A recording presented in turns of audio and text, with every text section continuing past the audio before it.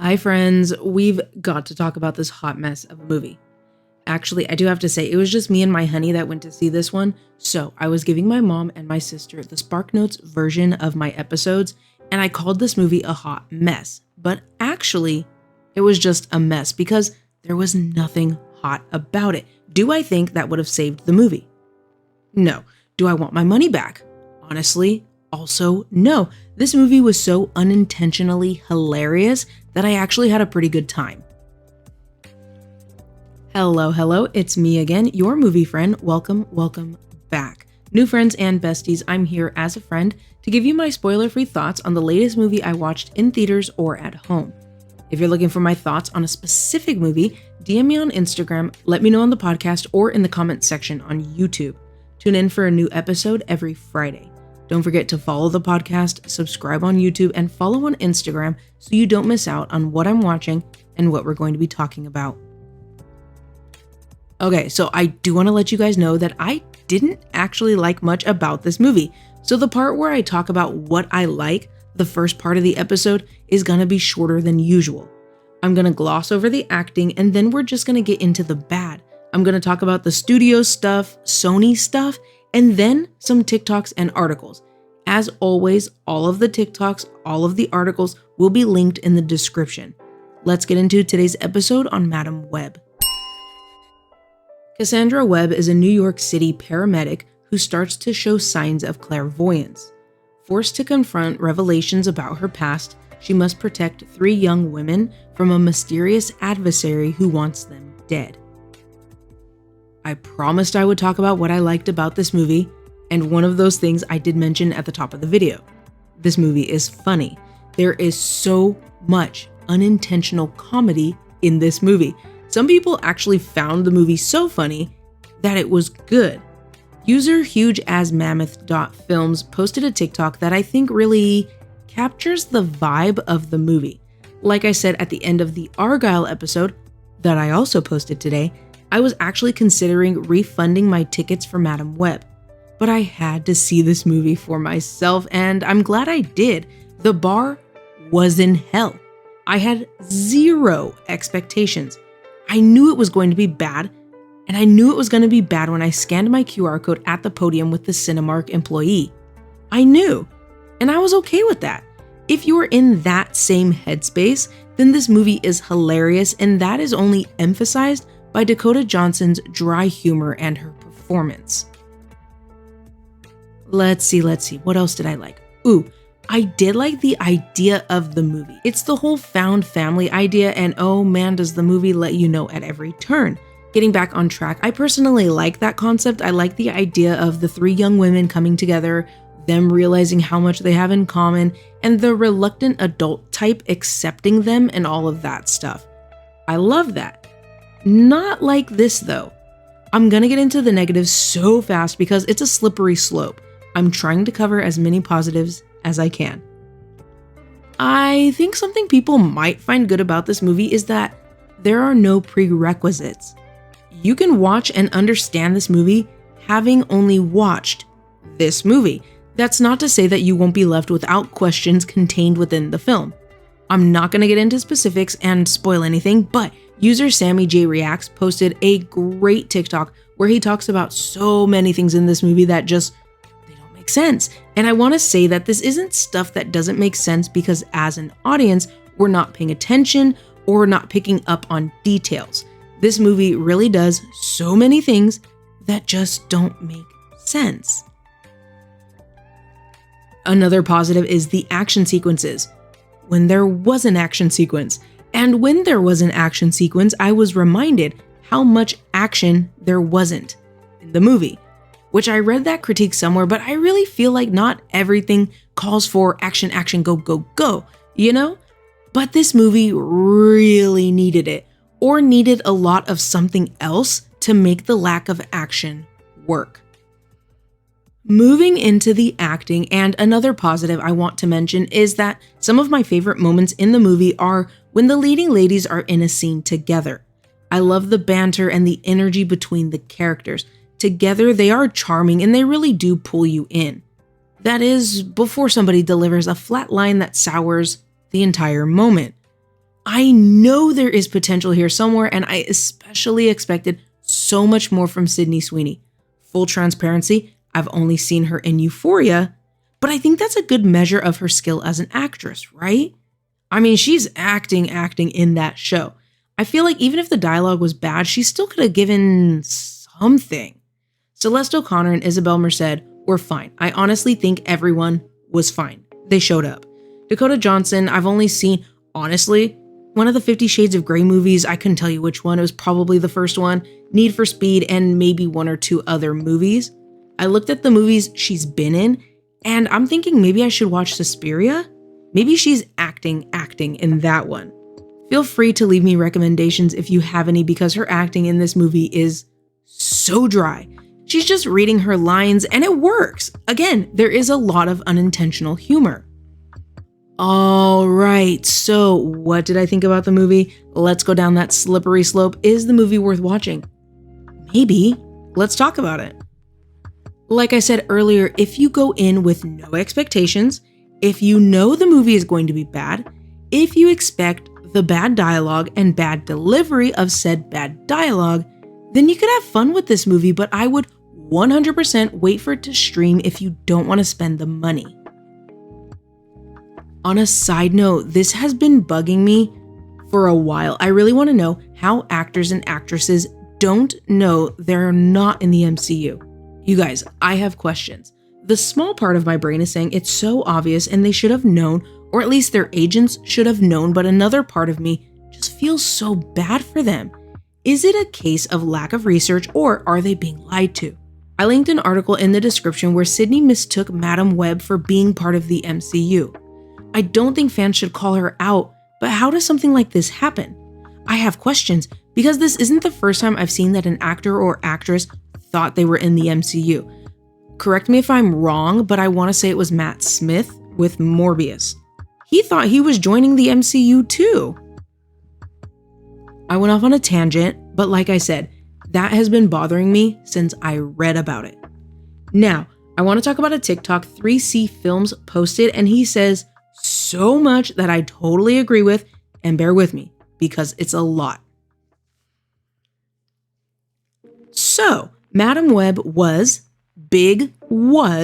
going to be connected in the SSU, the Sony Spider-Man universe. Oh yeah, the SSU. That's why Madame Web has Peter's mom, Mary Parker, but unfortunately, Mary and Ben Parker, Emma Roberts and Adam Scott respectively, had their plot points removed from the final cut of the film. The film is also set in 2003. Not that you would know, because it really was just the Cars and Toxic by Britney Spears that let you know. Honestly, there was a huge missed opportunity with the soundtrack. Getting back on track, the movie is set in 2003 in order to introduce the Peter Parker in the Venom universe. Stay with me. It was confirmed in a post-credit scene, I believe the credit scene was in Venom Let There Be Carnage, that Venom and Spider-Man, Tom Holland's Spider-Man, are from different universes. Sony needs a Spider-Man in their Venom universe. Why they just can't use Andrew Garfield's Peter Parker is something I will have to do more research on. Anywho, the movie is set in 2003 so that this movie could introduce Peter Parker again. And by the time we get to Venom 3, we can have a grown Spider-Man facing off against whoever they were planning. Honestly, I'll take Venom and Spider-Man because Sinister Six seems like something Sony can't get a grip on at all. There's also Kraven the Hunter, and after playing Spider-Man 2, and I'm gonna be honest, I haven't finished the game. I'm working on it, okay? But from what I have played of Spider-Man 2, I have hopes. But I don't know what Sony is doing. Basically, the video is talking about how so much of the movie was cut and removed. Also, it's not even connected to Venom, and it's apparently not even connected to any established Spider-Man. So that's great. I also agree with Jess.Fisher5 on TikTok when she says that it's like they made the movie so that when it flops, they can use it as an excuse to not make any more or maybe just less female-led projects. And that is so frustrating. I read somewhere and I couldn't find an article, but I could have sworn I read this within the last like week and a half, that the Silk series was being reworked to focus more on a male character. Like I said, I couldn't find an article on that one, but I swear. My point is, it's frustrating, especially when the movie is actually bad.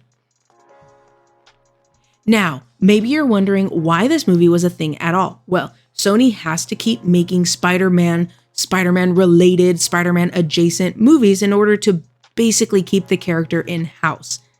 I linked an article in the description that explains it a lot better, but basically they have to make a movie every certain amount of years, and this movie is very much giving make anything and put it out as long as we made something and put it out. It's giving first draft. It's giving lazy.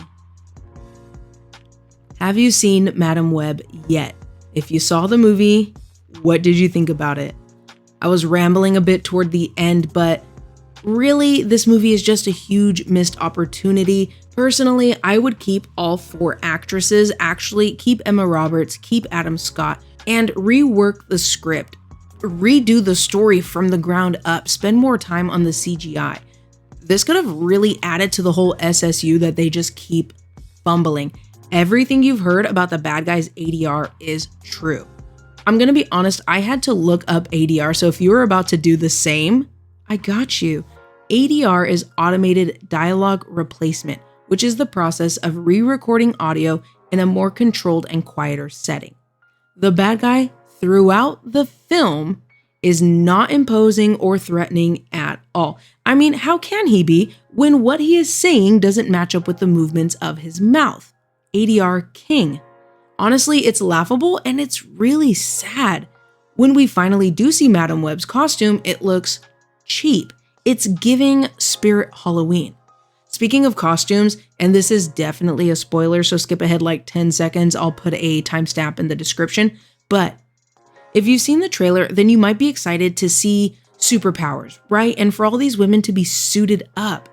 Well, every single time you see them in a spider suit, it's a vision. They never put on the suits, and they never get powers. It was like a slap in the face. I feel like we all deserved better. All right, Madame Web super fans, that brings us to the end of the episode. If you're listening on the podcast, thank you very much. If you're watching on YouTube, check out the description below for a link to the podcast, and please consider leaving this episode a thumbs up. As always, thank you so much for hanging out with me and for catching today's episode. You can listen to a new episode every Friday. Make sure you subscribe on YouTube, follow on Spotify, and follow me on Instagram so you don't miss the next movie we're going to be talking about. I did watch Argylle when it was released, but if you've been here for the last few episodes, then you know that I was adulting in the first week of February. Then the adulting spilled over into the next week. Because of that episode was behind schedule. I posted a poll on the community tab on YouTube, again, just to see what you guys wanted me to talk about first. The poll had a few votes, and at the time of writing this episode, it was at 50-50 between Madame Web and Argylle. I managed to pull off both episodes this week, so if you'd like to know my thoughts on Argylle, you can check that episode out wherever you are listening. If you're on YouTube, you can click the top right corner, and if you're listening on the podcast, that episode is already posted. I have tickets for Demon Slayer, and since it's just episodes of the anime, we already know 10 out of 10, we don't need to talk about it. That will free up my next week to talk about Out of Darkness. I did watch that movie the same weekend I watched Madame Web, so that one will be posted next week. And you guys, I have to say, things last weekend in terms of movies was rough, so I will be happy for what comes next. Dune Part 2. You guys. So I watched Dune when it came out and there was a lot there. I'm definitely going to have to rewatch that one. But you know what I do know? We're getting Florence Pugh. And if you know, then you know. And if you don't, I like monsters, creatures, all that kind of stuff. So I'm ready to see more sandworms. Also, I'm ready to see more Zendaya because the last movie, I feel like we all got. She was not in it as much as I think we all thought she was going to be in it. Things are getting better and better, well, hopefully, because this can go sideways really fast. Kung Fu Panda 4. I honestly cannot wait to rewatch all the Kung Fu Panda movies and talk to you guys about the 4th installment and the franchise as a whole, because honestly, it's one of my favorites. Lastly, for now, Imaginary. That movie releases the same day as Kung Fu Panda 4, and honestly, I don't have tickets for it yet. I just saw a trailer on YouTube while I was eating dinner, and it said the tickets were on sale. My local theater hasn't posted them for sale yet, but I can see the show times. So as soon as they do go on sale, I'm getting them because the movie looks really interesting, though I'm a little wary, you know? The PG-13 rating makes me nervous every time. So I hope you'll join me on YouTube and the podcast, especially for the podcast exclusive episodes. The last exclusives were Rebel Moon and Leave the World Behind. I would love to hear from you guys, so please let me know your thoughts on today's episode or just your thoughts on the movie that we talked about today in the comment section on YouTube or the Q&A and poll on Spotify. I want to know what you think, so let me know wherever you're listening or watching, Spotify, YouTube, or Instagram at a.rocket.review, and I'll talk to you next week. But until the next episode, spread positivity, be safe, take care of yourself, and oh my gosh, what was the quote? Oh, when you take on the responsibility, great power will come. Oh my gosh, you guys, it's so bad. But I wanted to put it in here. I wanted to leave you with that because it's just so meaningful and just so iconic. I'll talk to you guys soon. Bye.